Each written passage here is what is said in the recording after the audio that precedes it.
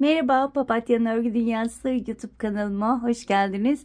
Bugün sizlerle birlikte bu gördüğünüz çok şık eldiven modelini çalışacağız arkadaşlar. Parmaksız eldiven gerçekten sıcacık tutuyor, emin olun.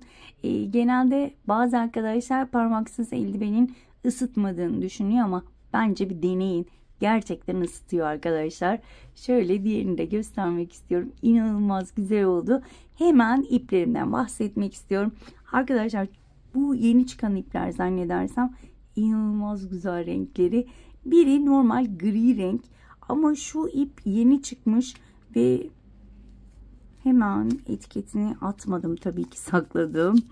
Hemen şöyle renk kodunu vermek istiyorum sizlere. Alize Angora Gold, şöyle göstermek istiyorum. Alize Angora Gold ve renk numarası 168 arkadaşlar. Eğer bu renkte yapmak isterseniz. Diğeri normal gri renk ama bu çok değişik, çok açık, böyle beyazla gri rengi karışımı. Ha, diğerinin de şey varmış, etiket varmış, hemen onu da veriyorum. Diğerininki ise yine aynı markanın 87 arkadaşlar, renk numarası 87. Eğer bu renklerde yapmak isterseniz, eğer yorumlarınızda çok fazla görürsem ileride bunun beresini ve atkısını da çalışmak istiyorum. Üçlü bir takım yapmak amaçlı. Hemen kullandığım tığdan bahsetmek istiyorum. Kullandığım tığ 3 milimlik tığ ama şöyle lastik kısımlarını 2.50 milimlik tığ ile ördüm. Şöyle birazcık bileğimi sarsın istedim. 3 milimlikle ördüm. Bileğimi çok sarmadı. Biraz bol durdu ve şurası. O yüzden motifi 3 milimle ördüm, birleştirmeyi, ama lastiklerini 2.50 milimlik tığ ile ördüm. Evet, hemen lafı fazla uzatmak istemiyorum arkadaşlar. Bir de şöyle de göstermek istiyorum. Bakar mısınız güzelliğine? Gerçekten çok güzel oldu. Evet, hemen minik hatırlatmamı yapmak istiyorum. Biliyorsunuz ki kanalım tamamen ücretsiz. Kanalıma tamamen ücretsiz abone olup bildirimleri açıp ve bu videoyu da beğenirseniz gerçekten beni çok mutlu etmiş olursunuz ve videolarımın devamlılığını sağlamış olursunuz diyorum ve hemen bu güzelliğin yapımına geçiyorum. Evet arkadaşlar, öncelikle sihirli halkayla başlıyorum. İpimi halka haline getiriyorum. Birleştiği noktadan tutuyorum ve halkamın içinden ipimi geçirip 1, 2, 3 tane zincir çekiyorum. Tığın başını doladığım halkamın içine çektiğim zincirle beraber toplamda 16 tane ikili trabzan yapacağım. 3, 4, 5. Ben toplamda 16 tane trabzanımı yapıp dönüyorum. Evet, sıranın sonuna geldim. Toplamda 16 tane ikili trabzanımı yaptım. İlk çektiğim zincirin tepesine batıyorum ve kaydırmayla kapatıyorum. Bir zincir çektim. İpimi kesiyorum ve diğer rengime geçiyorum. Şöyle koyu gri rengime geçiyorum. Yine ipime bir düğme ipime bir düğüm atıyorum. Bazen kelimeleri karıştırabiliyorum, kusura bakmayın. İpime bir düğüm attım ve herhangi bir trabzan tepesine sık iğne ile bağlıyorum. 1, 2 zincir çektim.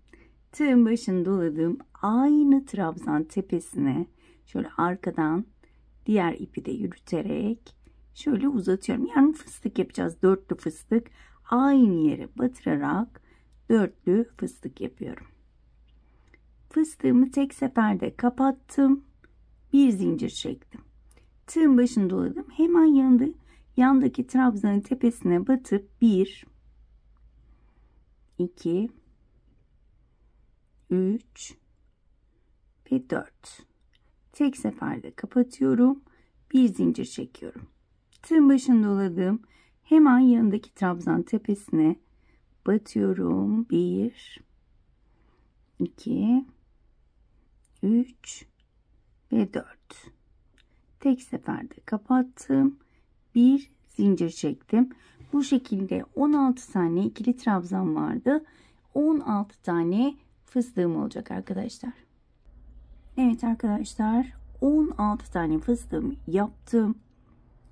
Bir zincirimi çektim ve ilk fıstık tepesine şu şekilde batıyorum. Şöyle tam şuraya batalım. Kaydırma yöntemiyle kapattım ve bu sıramı da bitirmiş oldum. Bir zincir, ipimi kesiyorum ve diğer rengime geçeceğim. Evet. Yine ipime bir düğüm atıyorum ve herhangi bir iki fıstık arasına batıp sık iğne yapıyorum. Burada 1, 2, 3 zincir çektim. Tığın başını bir kez doladım. Bakın arkada yine ipimi yürütüyorum. Yine aynı boşluğa batıp önce bir, sonra 2 ilmek topladım. Gerisi tığımda. Tekrar aynı işlemi yapıyorum. İlmek aldım. 1, 2. Tığın başını doluyorum. Batıyorum. Önce bir ilmek, sonra 2 ilmek, geri kalanı tığımda. Toplamda 4 kez yapıyorum bunu ve hepsini birlikte topladım. 1, 2 zincir çektim. Tığın başını doladım. Hemen önümdeki boşluğa önce bir, sonra 2, geri kalanı tığımda. Bu şekilde 4 tane yarım trabzan yapmış oluyoruz. 2 oldu. 3 ve 4. Hepsini birlikte topladım. 1, 2 zincir. Tekrar gösteriyorum. Tığın başını doluyorum. 2 fıstık arasına batıp 4 tane yarım trabzan. Önce bir, sonra 2 topladım. Geri kalanı tığımda. Bu şekilde 4 tane yarım trabzanımı yapıyorum. Evet. 1, 2 zincir ve yine bu şekilde yaprak yapmış olduk. Bu yapraklarımız yine 16 tane olacak arkadaşlar. Evet arkadaşlar, sıramın sonuna geldim. Toplamda 16 tane yaprağımı yaptım. 2 zincirimi çekiyorum ve ilk yaptığım yaprağın tepesine batıp kaydırmayla kapatıyorum. Bir zincir çektim. İpimi kesiyorum ve motifimi bu şekilde bitiriyorum. Hemen şöyle şunu da izah etmek istiyorum. Arkadaşlar, eğer bir sıra daha büyütmek istiyorsanız motifi, yani eldiveni daha büyük yapmak istiyorsanız bir üst sırada yine aynı yöntemi kullanacağız. Fakat 4 tane yarım trabzan yapmıştık. 5 tane yarım trabzan yapıyoruz. 3 tane zincir çekiyoruz ve bir sıra daha örebilirsiniz. Şimdi tekrar gri rengime geçiyorum ve köşelerimizi yapıyoruz. İpime bir düğüm attım. Herhangi bir iki yaprak arasına batıyorum. İpimi sabitledim. 1, 2, 3, hatta 4 zincir çekiyorum. Tığın başını 2 kez doluyorum. Aynı boşluğun içine 2, 2, 2 ilmek kapatarak üçlü trabzan yapıyorum. Çektiğim zincirle beraber 3 tane üçlü trabzanım olmuş oldu. İlk köşeyi bu şekilde yarım olarak yapıyorum. Daha sonra tığın başını doladım. Arada zincir yok.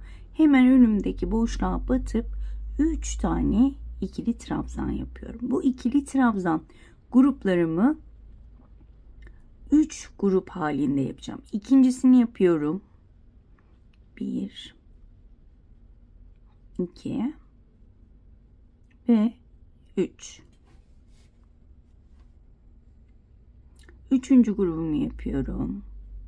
1, 2 ve 3. İkili trabzan 1, 2, 3 grup yapıyorum ve dördüncü de köşe yapıyorum. 2 kez doladım. 3 tane üçlü trabzan. 2, 2 ilmek kapatarak.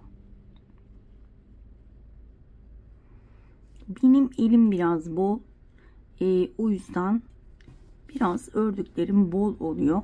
Sizler ördüğünüzde daha minik olacaktır. Sürekli bu yorumları da alıyorum ve yine tekrar etmeye başlayacağım. Çok bol örmeniz gerekiyor. Eğer eliniz çok sıkıysa muhakkak motif sıranızı 4 sıra yapın. 2 zincir çekiyorum. 2 kez doladım. Ve yine aynı yere batarak üçlü trabzanımı yapıyorum. 3 tane.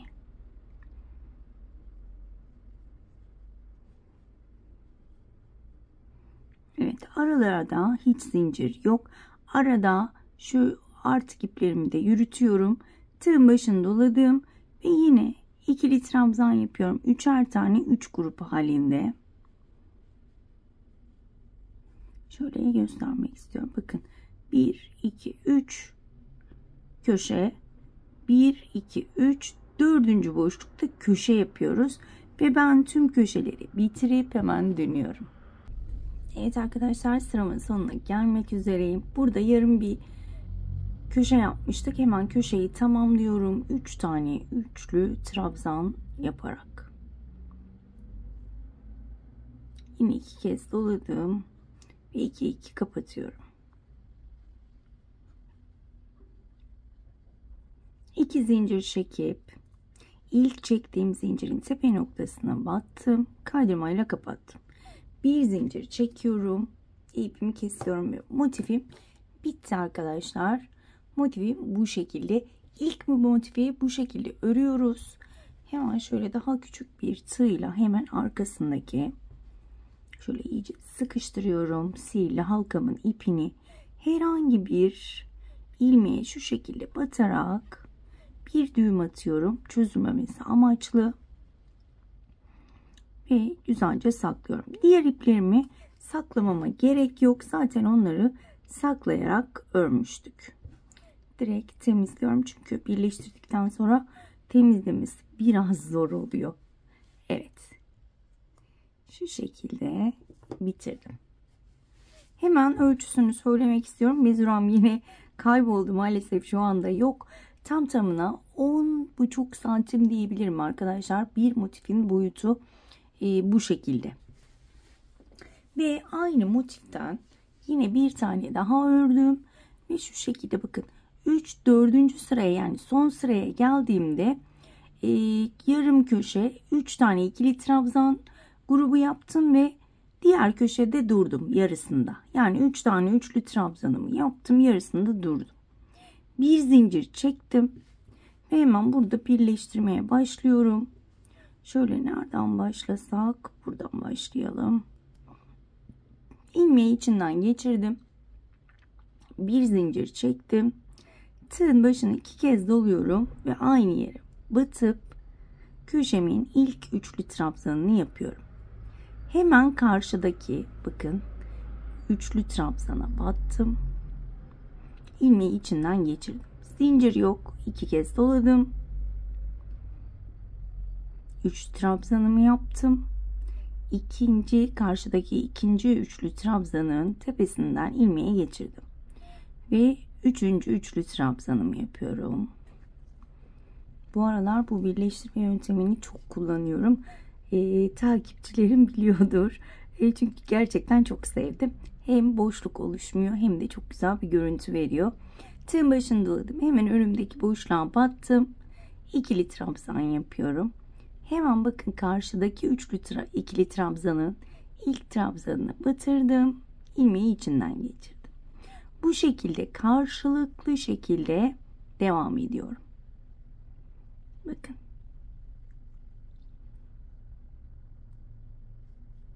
İki trabzanımı yaptım. Ve bakın 3. trabzan tepesine ilmeği geçirdim. Ve diğer boşluğa batıyorum. Ve bu şekilde bakın birleştirmem bu şekilde oluyor. Sıra sonuna kadar aynı işlemleri yapalım. Evet arkadaşlar, sona gelmek üzereyim. Köşemin 2 tane üçlü trabzanını yaptım. 3. üçlü trabzanımı yapıyorum. Ve son bakın 3. trabzanın üçüncüsünün tepesinden battım. Ve içerisinden geçirdim.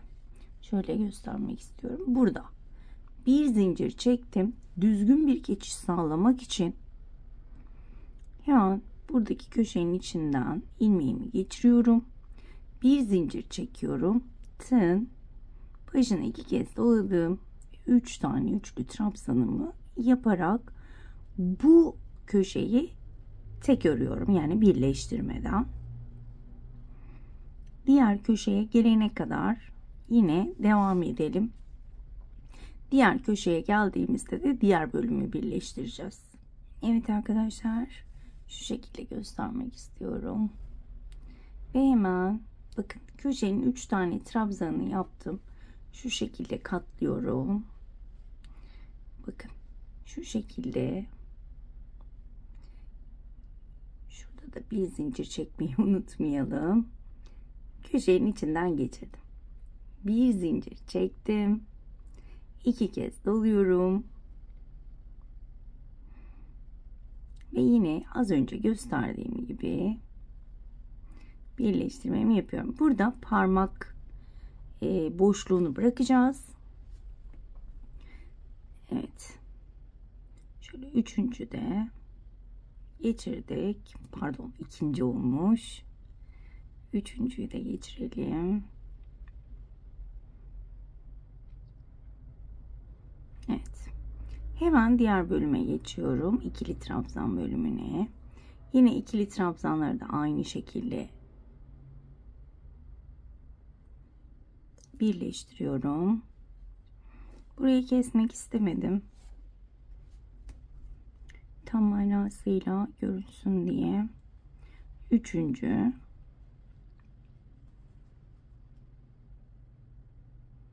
Evet. Şimdi bu kadar yeterli. Diğerinde de aynısını yaptım. Ve burada 2 taneyi tek öreceğim. Şöyle bir birleştirmeden, yani 2 ve 3. Diğer boşluğa geçtim. 1 2 ve 3. Şimdi burada tam köşede birleştirmemi yapacağım. 2 kez doladım. Hemen köşeye batıyorum. 3 trabzanımı yaptım. Hemen bakın diğer köşenin şöyle ilk trabzanına batıyorum. 1 2 grubu atladım. Köşenin ilk trabzanına batıyorum. İlmeği içinden geçirdim. 2 kez doladım, battım. Üçlü trabzan, karşıdaki trabzan tepesine batıyorum, ilmeği içinden geçiriyorum. Sonuncu trabzanımı yaptım. Onu da içinden geçiriyorum. Ve burada ne yapıyorduk? Bir zincir çekiyorum. Şöyle ipimi de arada yürüteceğim yine. Hemen ilmeği içinden geçirdim köşenin. Bir zincir çektim. Ve hemen karşıdaki trabzan tepesine batıyorum. Ve kaydırmayla kapatıyorum. Bu şekilde ana gövdesi oluşmuş oldu eldivenimiz. Hemen şöyle göstermek istiyorum size. Benim elim için ideal. Biliyorsunuz benim elim çocuk eli. O yüzeye takıldı. Evet. Şöyle benim için ideal. Bakın. Sizler böyle elinize geçirerek bakabilirsiniz. Şöyle. Zaten lastik kısımlarını yapınca daha da düzgün olacaktır. Şimdi buraya kullandığınız tığ ile, yani motifi ben 3 milimlik tığ ile ördüm. Hemen diğerini de göstermek istiyorum. Lastik bölümlerinde 2.50 milimlik tığ kullandım. Neden? Ben biraz buralarının sıkı olmasını istiyorum. 3 milimlik tığ ile ördüğümde bayağı bir geniş oldu. Çok hoşlanmadım. Ama sizler 3 milimlik tığ ile deneyin. İstediğiniz gibi olmazsa 2.50 milimlik tığya geçin. Bunu da önceden belirtmek istiyorum. Şimdi ben 2.50 milimlik tığya geçtim. Şöyle göstermek istiyorum. Bir lastik bölümlerini çalışacağım. Şimdi burası üst kısım, burası bilek kısmı olarak kabul ediyoruz. Ve burada 1, 2, 3 zincir çekiyorum ve tüm trabzan tepelerine tek tek batarak ikili trabzan yapıyorum. Bu sıramı bu şekilde devam edeceğim. Bakın tek tek tüm trabzan tepelerine batarak ikili trabzan yapıyorum sıra sonuna kadar. Hemen şöyle şurayı da göstermek istiyorum. Geçmeyeyim burayı da. Bakın. Şöyle bir bölüm, yani birleştirme bölümü önünüze gelecek. Burada yapacağınız tek şey boşluğa bir tane.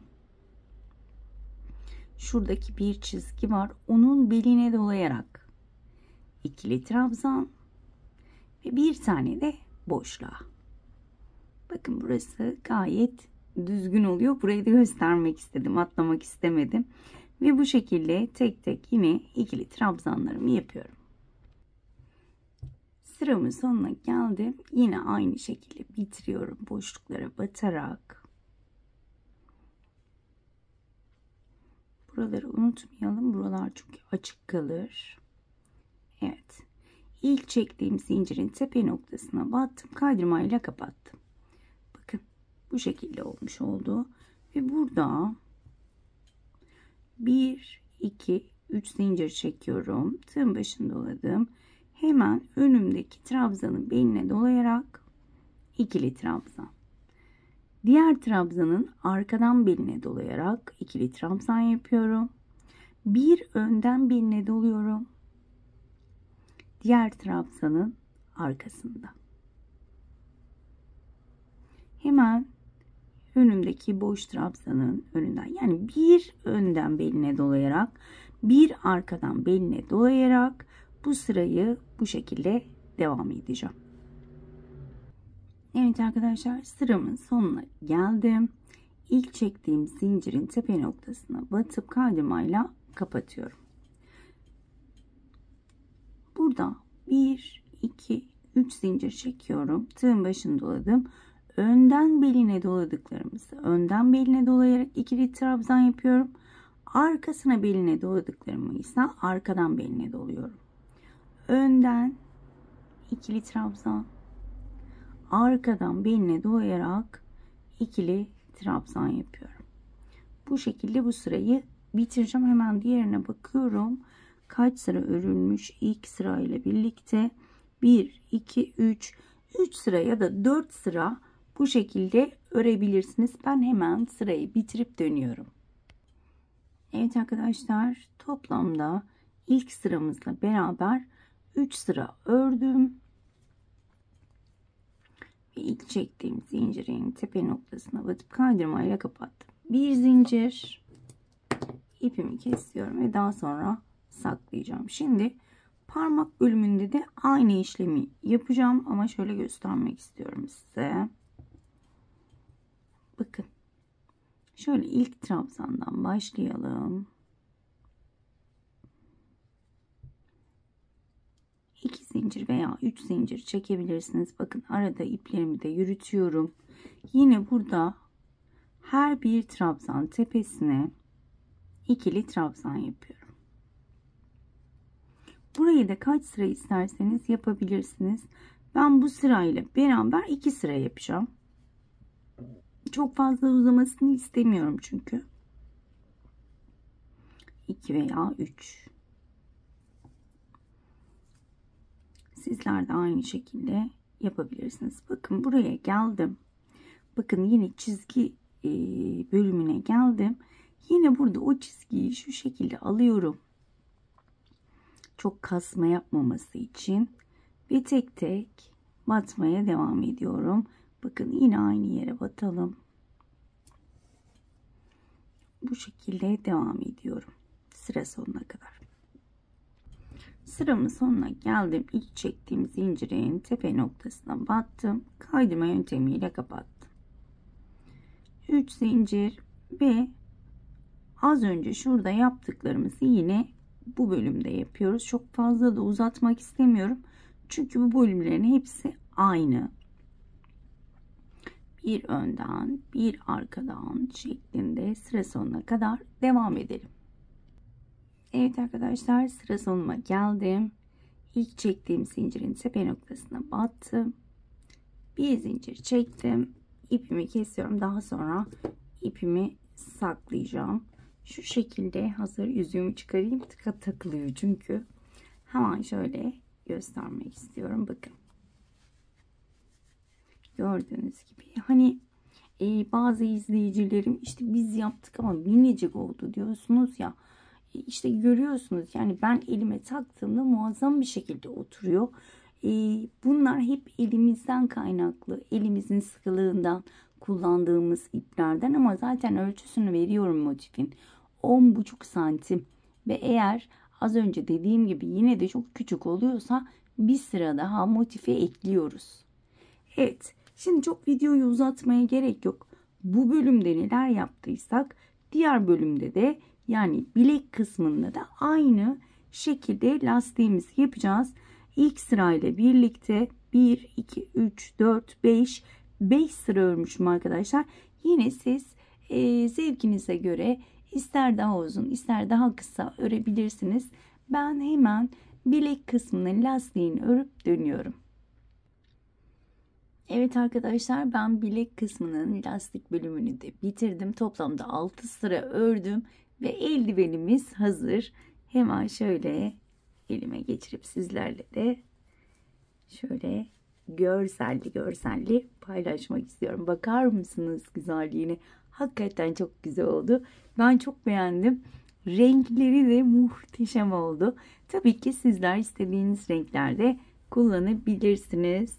Şöyle sıcacık eğer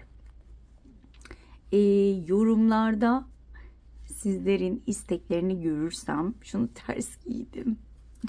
Yorumlarda sizin isteklerinizi görürsem bunun beresini ve atkısını da çalışmak istiyorum. Aynı şekilde takım olsun. Tabii ki yorumlarınızı görürsem eğer çok fazlaysa yapacağım arkadaşlar. Hem atkısını çalışacağım hem beresini çalışacağım. Şöyle üçlü takım halinde öreriz diye düşünüyorum. Evet arkadaşlar bugünlük de bir videonun sonuna geldik. Umarım ayrıntılı bir şekilde anlatabilmişimdir. Umarım anlatımımdan memnun kalmışsınızdır. Bir dahaki modellerde görüşmek dileğiyle. Kendinize çok iyi bakın. Hoşça kalın.